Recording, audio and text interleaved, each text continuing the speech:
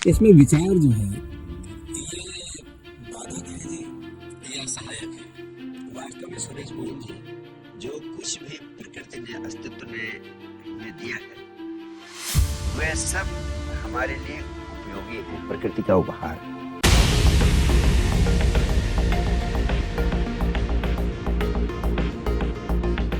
तो गुरुजी एक चीज़ बताइए, ये जो हमारी आध्यात्मिक अंदर की जो जर्नी है, इसको शुरू करने की प्यास तो खैर सब में आप कह रहे हैं होती है, मुझ में भी है। इसमें विचार जो है ये बाधक है जी या सहायक है।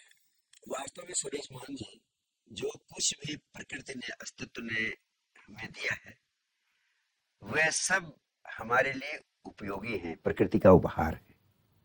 हमारे ऊपर निर्भर करता है कि हम उन्हें साधन के रूप में प्रयोग कर पाते हैं अथवा उन्हें बाधा बना लेते हैं। जी। गहरे में देखें तो मनुष्य का जीवन शरीर, विचार और भावनाओं से बना है। तो विचार वैसे ही महत्वपूर्ण हैं व्यक्ति के लिए, भाव उतने ही महत्वपूर्ण हैं व्यक्ति के लिए जितना महत्वपूर्ण शरीर। अगर शरीर है और विचार करने की शक्ति आपकी चली जाए तो आप वेजिटेबल हो जाएंगे। बिल्कुल। यानी विचार बड़ी महत्वपूर्ण शक्ति है मनुष्य की। लेकिन यहीं पर मैं आपसे कहना चाहता हूं, जो चीजें आपके लिए सहायक होती हैं वही चीजें एक बिंदु पर जाकर बाधा बन जाती। सहायक होती हैं जब तक, तब तक उन्हें पकड़ना पड़ता है, उनका उपयोग करना पड़ता है। जब बाधा बनने लगती हैं तब उनको छोड़ना पड़ता है।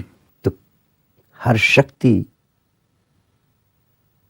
जो अस्तित्व ने आपको दी है, एक बिंदु पर उसका उपयोग करना होता है, दूसरे बिंदु पर उसको छोड़ना पड़ता है। उदाहरण के लिए, नदी के उस पार जाने के लिए नाव पर चढ़ना जरूरी है, लेकिन अगर नाव पर ही बैठे रह गए तो आप नदी के उस पार जा सकेंगे कभी? जी। कभी नहीं जा पाना। नाव को उस पार पहुंचकर छोड़ना भी जरूरी है। जी। सीढ़ियों पर चढ़े बिना आप मकान की छत पर नहीं पहुंच सकते। जी। लेकिन सीढ़ियों पर खड़े रह गए तो जिंदगी भर मकान की छत पर नहीं पहुंच सकते। बिल्कुल सही। दो भिक्षुओं की कहानी आपने सुनी होगी। एक भिक्षु कहता था कि जिंदगी में पैसे ही सभी दुखों का मूल है, इसलिए पैसों को छूना ही नहीं चाहिए, पैसों को हाथ ही नहीं लगाना चाहिए। वो पैसों को हाथ ही नहीं लगाता था।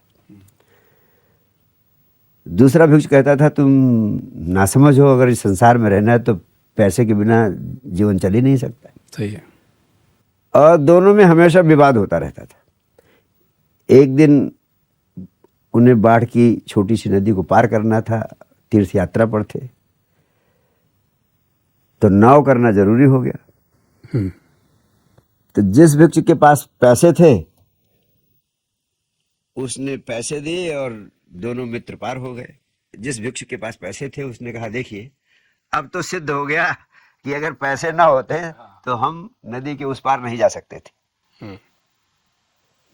तो दूसरे भिक्षु ने कहा तुम नासमझ हो, तुम पैसे थे इसलिए पार नहीं हो सके, पैसे का होना काम नहीं आया, पैसे का छोड़ना काम आया।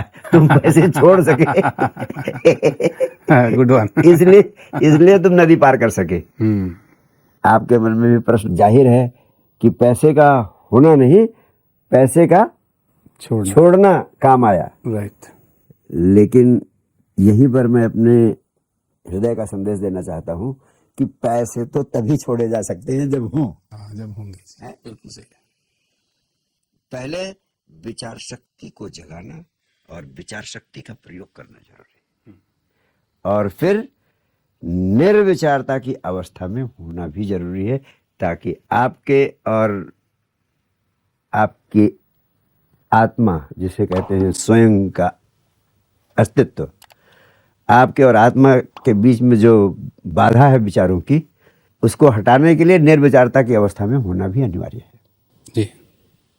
और इस निर्विचारता की अवस्था को उपलब्ध होना ही ध्यान का एकमात्र उद्देश्य है। इसीलिए ध्यान उपयोगी है, क्योंकि वो आपको विचार शून्यता की अवस्था में, स्टेट ऑफ नो माइंड में ले जाता है, जब आपकी चेतना स्वयं में स्थित हो जाती है। अभी आपकी चेतना विचारों में उलझी रहती है। तो जैसा आपने कहा कि विचार बाधा प्रतीत होते हैं, यह 100% सत्य है। वो विचार ही एकमात्र बाधा है। तो विचार की बाधा से मुक्त होने के लिए निर्विचारता की अवस्था को, स्टेट ऑफ नो माइंड को प्राप्त करना जरूरी है। लेकिन इसका अर्थ ये नहीं कि विचार बाधा है इसलिए विचार किसी काम के नहीं। ये बहुत बड़ी शक्ति है। इस संसार को चलाने के लिए विचारों की शक्ति को जगाना भी बहुत जरूरी है। तभी आप संसार के परम सौंदर्य को इस विचार शक्ति के माध्यम से प्राप्त कर सकते हैं। और विचार शक्ति के जागरण के लिए निर्विचारता की अवस्था में होना भी बहुत जरूरी है। पहली बार आपका विवेक तभी जागता है जब आप निर्विचारता की अवस्था में होते हैं। लेकिन इस विवेक को जगाने का एक ही उपाय आज तक पृथ्वी पर पैदा हुआ है, और कोई दूसरा उपाय है ही नहीं, कि आप विचार शून्यता की अवस्था में हो। तब आपके भीतर से जो अनुभव घटित होता है वो आत्मा का अनुभव है, वो संपूर्ण अस्तित्व के साथ एक होने का अनुभव है। और उस अनुभव में ज्ञान नहीं, नॉलेज नहीं, ये नॉलेज तो सूचनाएं हैं जो ग्रंथों से, पुस्तकों से मिलती है। तब आपके भीतर से विवेक जागता है। वो विवेक जिसके जागने पर वेद की ऋचाएं पैदा हुई, जिसके जागने पर कृष्ण के भीतर से गीता निकली, वो विवेक जागने पर कुरान की आयतें निकली। ये विचारों से नहीं निकली, ये विचार शून्यता की अवस्था में भीतर से स्वतः प्रकट हुई। तो इसलिए भौतिक संसार को चलाने के लिए विचार उपयोगी हैं और विचार शक्ति का प्रयोग करना उपयोगी है। लेकिन स्वयं की आत्मा के अनुभव को पाने के लिए एकमात्र बाधा विचारों के जाल में उलझे रहने की है। उस विचारों के जाल में उलझे रहने की बाधा को समाप्त करने के लिए ध्यान के माध्यम से निर्विचारता की अवस्था को उपलब्ध करना ही एकमात्र अध्यात्म की साधना है। जी गुरु जी, अब ध्यान करने में ही विचार बाधा बनते हैं। ध्यान करने में विचार बाधा बनते हैं क्योंकि ध्यान का अर्थ ही है विचारों से मुक्त होने की कला। हाँ जी। लेकिन कैसे सरलता से ध्यान में उतरा जा सकता है, यह एक अत्यंत महत्वपूर्ण प्रश्न है। और ध्यान का अर्थ अगर पूरी तरह से समझ में आ जाए तो वास्तव में ध्यान करने के लिए कुछ भी करने की जरूरत नहीं। यह एक गुर है, एक नायक है, एक स्किल है जो एकाएक पकड़ में आ जाती है। क्योंकि आपके भीतर गहरी प्यास है, इसलिए मैं आपको एक छोटा सा सुझाव देता हूं। आप ध्यान की कोई प्रक्रिया ना करें, आप सिर्फ जिंदगी के जो काम करते हैं उनको पूर्णता से करने की कला का अभ्यास करें। आपकी सारी ऊर्जा इस समय सिर्फ मेरे साथ वार्ता में उपलब्ध हो गई है। ऐसा बहुत कम होता है कि व्यक्ति जीवन के दैनिक कार्यों में इसी तरह से एकाग्र हो जाए, पूर्णता से संलग्न हो जाए, संपूर्णता से, विद एब्सोल्यूट इन्वॉल्वमेंट, जैसे अभी इस समय आप इन्वॉल्व हो गए। ऐसे 24 घंटे के जो काम हम करते हैं, 24 घंटे में अगर हम 20 काम करते हैं तो 20 कामों को भी इसी तरह संपूर्णता से संलग्न होकर करने लगे तो आपके भीतर the concept of totality in action will arise. और ध्यान का एक ही अर्थ है समग्र विश्राम की अवस्था में होना। हम कभी समग्रता से कोई काम नहीं करते, इसलिए समग्र विश्राम में भी नहीं हो पाते। समग्रता से खाना नहीं खाते हैं, समग्रता से पानी नहीं पीते, समग्रता से प्यार नहीं करते हैं, समग्रता से किसी को किस नहीं करते हैं, समग्रता से किसी को गले नहीं लगाते हैं, आधा इधर आधा उधर। तो समग्रता से कोई काम करने का हमें अनुभव नहीं है, समग्रता से किसी कार्य को संपादित करने का स्वाद नहीं है। जी लेकिन जब हम समग्रता से कृत्यों को करने का स्वाद पा जाते हैं, तब हम समग्रता से विश्राम पूर्ण भी हो जाते हैं। विश्राम पूर्ण होने का अर्थ क्या है? विश्राम पूर्ण होने का अर्थ है जब ना तो आप शरीर से कुछ कर रहे हैं, ना मन से कुछ कर रहे हैं। जी ऐसे आप सोचें कि शरीर भी कुछ नहीं कर रहा और मन भी कुछ नहीं कर रहा, यानी कुछ सोच नहीं रहा, तभी तो समग्र विश्राम होगा। मन विचारों में उलझा है, दौड़ लगा रहा है, छलांग लगा रहा है, तो आप विश्राम में नहीं। समग्र विश्राम में होने का अर्थ है ना शरीर से कुछ कर रहे हैं, ना मन से कुछ कर रहे हैं, उस कुछ ना करने की अवस्था में होना ही समग्र विश्राम की अवस्था में होना है, और समग्र विश्राम की अवस्था में होना ही ध्यान है। दूसरे शब्दों में, you are always occupied in this thing और in that thing, but if you are not occupied at all in anything, यानी when you are totally unoccupied, when you are absolutely unoccupied, that state of absolute unoccupation is the state of being in meditation. ये कैसे आपको absolute unoccupation, totally unoccupied होने का अनुभव कैसे होगा? जैसे आप पूरी ताकत लगाकर आधे घंटे दौड़े, तब पूर्णता से विश्राम में होने का अनुभव होगा आप। बिल्कुल। नहीं तो लोग चारपाई पर लेटे रहते हैं, करवटें बदलते रहते हैं, कहते हैं विश्राम कर रहे हैं, विश्राम नहीं होता। बिल्कुल सही। लेटना ही विश्राम पूर्ण है, बाकी सारी वैचारिक प्रक्रिया जारी है। जी तो मेरा आपको सुझाव है कि जिंदगी की क्रियाओं के प्रति, जिंदगी के सभी कृत्यों में पूर्णता से करने का अभ्यास करें, और 24 घंटे में कोई 20 मिनट का समय निकाले कि अब इस समय मुझे पूर्णता से कुछ नहीं करना है। बिस्तर पर लेट गए, ना शरीर से कुछ कर रहे हैं, ना मन से कुछ कर रहे, उस कुछ ना करने की अवस्था में होना ही ध्यान है। जी तब आप और आपकी आत्मा के बीच में कोई बाधा नहीं। तो ध्यान एक स्किल है, एक गुण है, जिसे विकसित किया जा सकता है। छोटे छोटे कृत्यों में उन्हें पूर्णता से करने की आदत डालें, ताकि पूर्णता से विश्राम करने की कला भी घटित हो सके। जी गुरुदेव, आपने जो अभी कहा है जी। उसको बता भी रहा हूँ। मेरा व्हाट्सएप स्टेटस भी मैंने लगा रखा है कि अपने ध्यान पर ध्यान दो। अपने ध्यान पर ध्यान दो, yes, self awareness. Pay attention to your attention, ये मैं लोगों तक बता रहा हूँ। बहुत और अच्छी मैं बात है। उनको ये भी कह रहा हूँ कि एक दिन में, जैसे आपने भी बिल्कुल वही कहा है, मैंने वही बात को मैं लोगों तक कह रहा हूँ कि दिन में ना 20 मिनट कॉन्शियसनेस के प्रैक्टिस करो। इनफैक्ट दैट रिलैक्सेशन, हाँ, दैट अनऑक्युपेशन, हाँ जी, becomes a tool of expansion of your consciousness.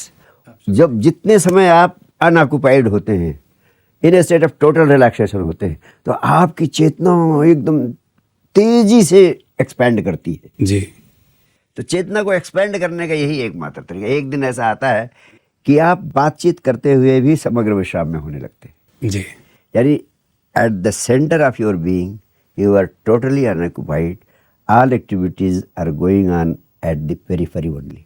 बिल्कुल बिल्कुल। और इसका बहुत बार आभास होता है गुरुजी हमें अपने सेशंस में। हाँ बिल्कुल होता है, और आप जिज्ञासु हैं, आपके भीतर प्यास है, आप लगे हुए भी हैं, आपको निश्चित रूप से उसका स्वाद और गहरा मिलता जाएगा। जी गुरुजी, जी बहुत बहुत धन्यवाद। एक बस आपसे प्रश्न और है जी। ये मुझे बड़ा मतलब बौद्धिक रूप से परेशान करता है प्रश्न। जी, आप तो खैर उसको जानते ही हैं। जी, वो एक कृष्णमूर्ति साहब हुए ना, हाँ जिद्दू कृष्णमूर्ति साहब, हाँ हाँ, जय कृष्ण, जय कृष्णमूर्ति हाँ, जी। हाँ, तो उनका जो फिलॉसफी का जो एक वन लाइन में जो क्रक्स है, जो वो कहते हैं कि ऑब्जर्वर इज द ऑब्जर्व्ड। या वेरी ट्रू। दृष्टा ही दृश्य है, या दृश्य ही दृष्टा है। हाँ हाँ, अब ये मतलब इंटेलेक्चुअली बहुत इस पे मनन चिंतन बहुत किया है। मतलब अंदर से कभी कभी लगता है कि अच्छा हाँ ये मतलब आ गया, समझ आ गया। जी जी जी। लेकिन अभी ना वो वैसे नहीं समझ में आया है। बिल्कुल सही कह रहे हो, प्राणों में उतरा नहीं है। नहीं उतरा ये, तो आप उस पे जरा ये आपके प्रश्न वास्तव में आपके अपने हृदय से निकलते हैं, इसलिए उनका उत्तर देने में मैं बहुत आनंदित होता हूँ। क्योंकि एक स्टेज पर एग्जैक्टली यही मुझे प्रतीत होता था प्रारंभ में कि how can the observer B observed. लेकिन जब मैं ध्यान की गहराइयों में उतरने में सक्षम हो गया तो मुझे लगता कि वाह क्या बात कह दी। The observer is the observed, यही गीता का भी सार है, यही उपनिषदों का भी सार है, यही भगवान बुद्ध का भी सार है। लेकिन ये कैसे अनुभव में आ सकता है, इस बारे में आपसे मैं हृदय से चर्चा करना चाहूँगा। जी। वास्तव में जब आप किसी चीज़ को ऑब्जर्व करते समय एक ही बाधा होती है, विचार। आप मेरे चेहरे को देख रहे हैं, मेरे चेहरे को देखने के बीच में एक ही बाधा है कि तरह तरह के विचार भी आ रहे हैं। और जब ये विचार कम होने लगते हैं तो देखने की क्षमता आपकी बढ़ने लगती है। जैसे अभी आप देख रहे हैं 10% आप मेरे चेहरे को देख रहे हैं पूरा, 90% विचार आ रहे हैं। तो साक्षी की शक्ति कितना है? 10%। और विचारों की शक्ति यानी मन की शक्ति है 90%। और देखते देखते अभ्यास करते करते ये 10% साक्षी की जगह 40% साक्षी की शक्ति हो जाए और विचारों की शक्ति हो जाए 60%। फिर देखते देखते विचारों की शक्ति और कम हो जाए, साक्षी की शक्ति हो जाए 90%, विचार बचे 10%। ठीक?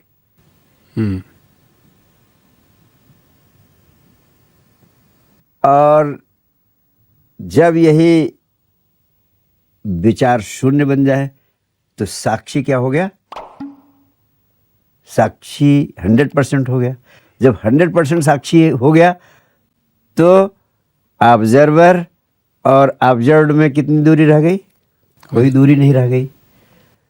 तब पता चलता है कि observer is only the observe, दोनों एक ही, विकास बाधा खत्म हो गई, अब दो न रहे। ये जो शक्ति थी बटी हुई वो विचारों के कारण बटी हुई थी। और इसी अनुभव को जब ऋषियों ने व्यक्त किया तो उन्होंने कहा तत्त्वमसि, या उन्होंने कहा कि अहम ब्रह्मास्मि। हम ब्रह्मास्मि। और अहम ब्रह्मास्मि का अर्थ यही हुआ कि फिर अद्वैत, जो कुछ है मैं ही हूं, जी। कुछ और है ही नहीं। इसी को शंकराचार्य ने कहा अद्वैत। यानी अब जब ये विचार खत्म हुए तो देखने वाला और जो देखा जा रहा है, क्योंकि दोनों चेतना ही है, तो बुंद समानी समुद्र में ये विचारों के कारण दुई प्रतीत होती है। विचारों के अभाव में एकत्व अद्वैत प्रकट हो जाता है। चेतना की बूंद चेतना के सागर के साथ एक हो जाती है। The observer becomes the observed. Advaita की अवस्था प्रकट होती है। विचारों के कारण ये दुई थी, दो दिखाई दे रहे जी। और इसलिए the observer becomes the observed, Advaita की अवस्था उपलब्ध होती है। अहम ब्रह्मास्मि। और तभी कहते हैं कि oneness with the existence happens is the same expression which we call advaita, and it is the same expression which Krishnamurti calls the observer becomes the observed. Observe. बहुत बहुत सरलता से आपने इसको समझाया, जो बिल्कुल मतलब समझ नहीं आता था। सो गुरुजी, एक प्रश्न और है कि हम जैसे लोग जो अभी इस मार्ग पर 1-2% भी शायद ढंग से नहीं चले हैं, जी जी, तो हम चलते हैं लेकिन फिर हम डिस्ट्रैक्ट हो जाते हैं और टेम्पटेशंस बहुत सारी होती हैं। जी जी, जैसे मैं तो ये भी मानता हूँ कि ये जो थोड़ी बहुत कामयाबी भी मिल जाती है जीवन में, ये भी एक डिस्ट्रैक्शन है। थोड़ी प्रसिद्धि मिल जाती है, थोड़ी अच्छा, जैसे हमारे प्रोफेशन में वाहवाही बड़ी मिल जाती है, तो आदमी को लगता है बस आई एम ऑलरेडी ब्रह्मास्मि। वो ऐसे ही है जैसे मीठा खा के आदमी मस्त हो जाता है, लेकिन बाद में वो क्या क्या शुगर की प्रॉब्लम होंगी वो अलग चीजें है। तो हमारी ये जो टेम्पटेशंस हैं, डिस्ट्रैक्शंस हैं, जो समय समय पर आती रहती हैं, इनको थोड़ा अपने से दूर रखने का आत्मबल जब तक ना विकसित हो जाए, जी जी जी। कोई उपाय है उसका गुरुजी? सुरेश मोहन जी, आपका प्रश्न अत्यंत महत्वपूर्ण है, और उतनी ही महत्वपूर्ण दूसरी बात मैं आपसे कहना चाहता हूं कि समझदार आदमी को एक सत्य पर अवश्य ध्यान देना चाहिए कि जिंदगी छोटी है और जिंदगी के उलझाव अनंत हैं, काम अनंत हैं,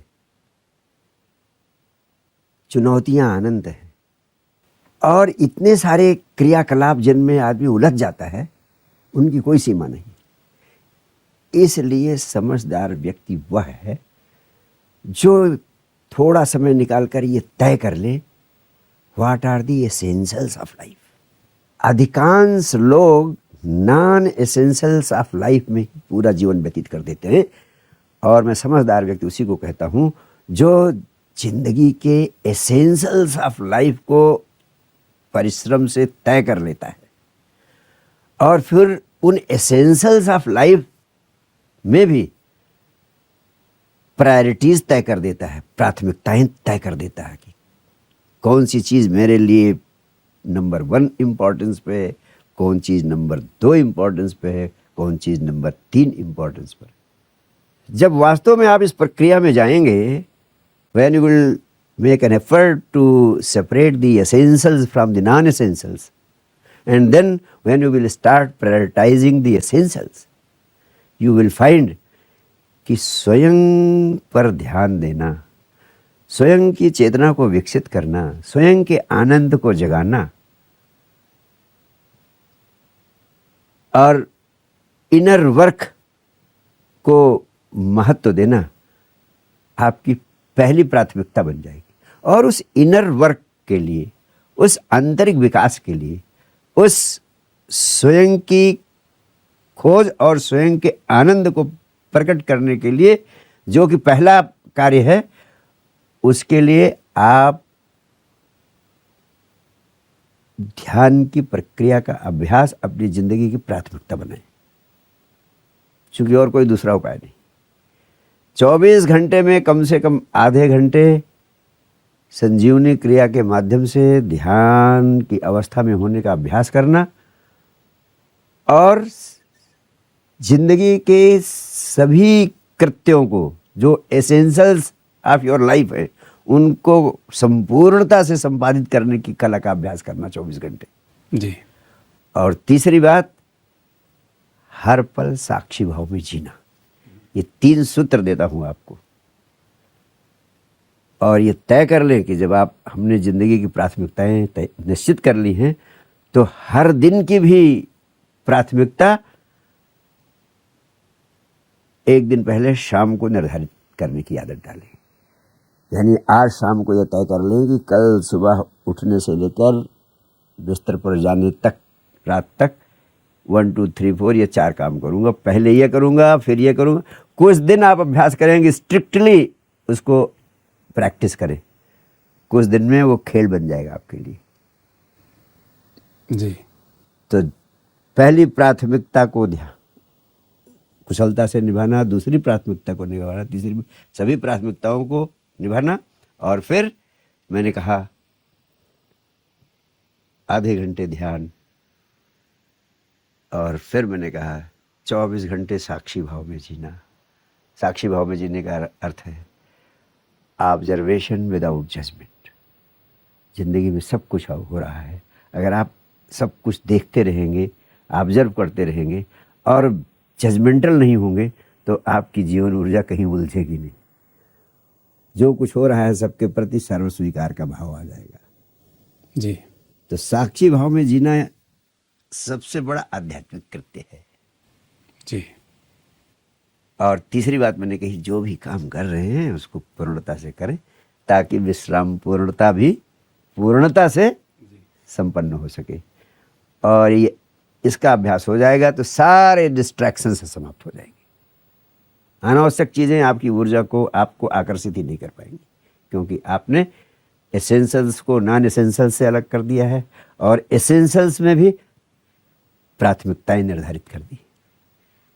बहुत, मुझे लगता है गुरुजी, मुझे जो मेरे अंदर प्रश्न था, जो जिससे मैं बहुत आंदोलित रहता था, आपने उसका बहुत ही अच्छा उपाय भी बताया, सुझाव भी दिया। जी जी जी। बहुत बहुत धन्यवाद। गुरुजी, आपसे एक प्रश्न और पूछना है कि मैं ना कुछ लीडरशिप के प्रोग्राम करता हूँ, अच्छा अच्छा अच्छा। जहाँ ये कंपनी के टॉप पीपल, कभी ओनर्स होते हैं, कभी उनकी टॉप मैनेजमेंट लीडर रहते हैं। तो लीडरशिप प्रोग्राम में मैंने जो महसूस किया, जो मैं खुद में भी महसूस करता हूँ, कि हर व्यक्ति जब तक उसका ये कनेक्शन नहीं हुआ, जब तक वो ध्यान की गहराइयों में नहीं गया है, और जितनी बातचीत हमने अभी की है, जब तक वो नहीं हुआ है, तब तक हर व्यक्ति आईफा से ग्रसित है। आईफा, मैंने वो एक्रोनिम बनाया है जी। अच्छा अच्छा। आईफा मतलब है ignorance, insecurities, fear and arrogance. Yes yes. तो लीडरशिप प्रोग्राम में मैं यही लोगों से रिक्वेस्ट करता हूँ कि देखिए, एक साधारण आदमी आईफा से ग्रसित होना, ज़्यादा से ज़्यादा अपना नुकसान करेगा, ज़्यादा से ज़्यादा थोड़ा बहुत जितना उसका दायरा है। लेकिन अगर एक व्यक्ति लीडरशिप पोजीशन पर है, कंपनी चला रहा है, और अभी भी आईफा से ग्रसित है, जो कि अक्सर होते हैं लोग, तो उसका इम्पैक्ट, नेगेटिव इम्पैक्ट बहुत ज़्यादा पड़ता है। बहुत ज़्यादा पड़ता है। और कई बार अपने आईफा के कारण ही वो अपनी कंपनी में टैलेंट को रिटेन नहीं कर पाते, अपनी कंपनी को बहुत ऊंचाई तक नहीं ले जा पाते, क्योंकि वो आईफा से ग्रसित है। तो ऐसे लोग जो लीडरशिप पोजीशन पर हैं और आईफा से ग्रसित हैं, उनके लिए आप क्या मार्गदर्शन देना चाहेंगे? देखिए सुरेश मोहन जी, मेरा मानना है authenticity and integrity is the first requirement for any successful leader, and that authenticity should not only be practiced, it must be projected also, so that others may have the trust that our leader is sincerely committed to the cause of the team or the organization. Authenticity, integrity, and a message of authenticity and integrity around the organization is of primary importance. And when this message goes, a sincere concern of love, compassion and empathy down the ladder should be there. This empathy, this love, this compassion must be felt by the every member of the organization. Only then the leader will emerge to be a true representative of the whole organization and the whole body of members. But I have to tell you, as you told, this AIFA is the only impediment because of which this projection fails to happen. Yes. And as you yourself accepted, without expanding the level of consciousness, no person can emerge to be the right leader. And it will only become a fight of egos. That is why all the leaders, all the so-called leaders becomes victims of fight of egos.